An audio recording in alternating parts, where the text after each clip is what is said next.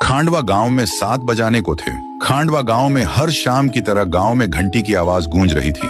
सब लोग 7 बजाने से पहले अपने अपने घरों की खिड़की और दरवाजे बंद कर दिया करते थे। हर आम आदमी से लेकर श्रीमंत लोग भी बंद कर दिया करते। उसी गांव में राणा सा और उसका बेटा देव दोनों एक घर में रहते थे। राणा सा अपने बेटे देव को बोलते हैं, बेटा देव जल्दी जाके सारे खिड़की दरवाजे बंद करो, 7 बजने वाले हैं।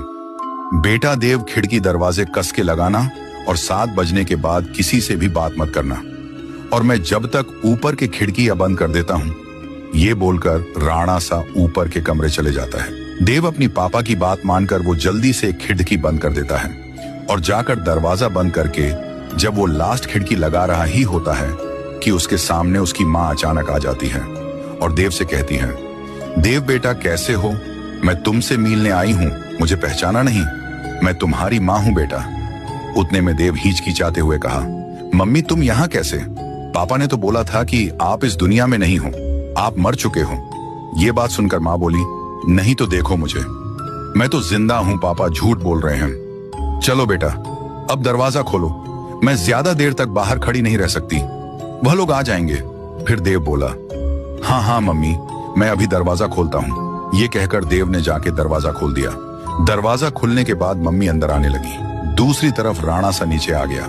आते से ही उसने मम्मी को आते देख जल्दी दरवाजा बंद कर दिया और एक बाजू की खिड़की सब बंद करने के बाद राणा सा देव के पीछे गुस्से से आवाज लगाई। देव पीछे मुड़ा। राणा सा उसे फिर गुस्से से बोला, तुमने दरवाजा क्यों खोला? मैं मना किया था ना। फिर देव बोला, पर पापा बाहर मम्मी खड़ी थी।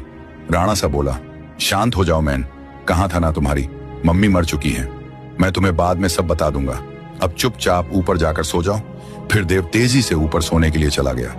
देव अपने कमरे में आकर बिस्तर पर करवटें लेकर सो रहा था। देव को अपनी माँ की याद सताती गई। उसके मन में कई सवाले घूम रहे थे और जब सुबह हुई तो राणा सा देव को लेकर कहीं तो ले जाने लगा। वो देव को लेकर गांव के रास्ते पर लेके आया और देव को बोला, देखो बेटा ये वही रास्ता है जहां पर तुम्हारी मम्मी मरी थी। कैसे देव की मम्मी?